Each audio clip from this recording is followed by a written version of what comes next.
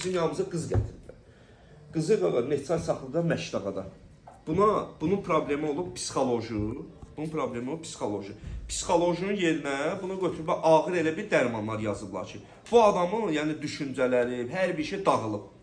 Yəni ağır o dərmanları məsələn həkimlərin yazdığı, yəni müəyyən bir yerlərdə yazıblar, nə də bildiyimiz. Orada yazılan dərmanları bilsən kimə? Dəlillərə. Nə bilim müharibədə qıraq düşüb üstünə, kontuziya yaşayan insanlara mən baxıram reseptdə dərim. Onu yazıblar olma. Bunu nə ediblər? Bunu bir dəfə bunlar nə lazımdır? Bu adam girib giriblər simenə. Lazımdır ki, bunları bu adam bir dənə sönsün, yatsın. Biz səni söndürüb yatışdırmaq istəmirik axı qardaşım. Niyə sən beynini basmaq istəyirsən? Biz sən beynini, sən düşüncələri basmaq. Sən də bir mütəxəssis, bir dənə bizə vaxt ver qardaşım. Sən belə demirsən, nədir? Biz müşahidə edirik də. Görək sənin hansı məqamlarda, harda sənin psixoloji durumun korlanır, görək harda sənin psixikanda düzgün olmayan şeylər gedirsə, ondan sonra da.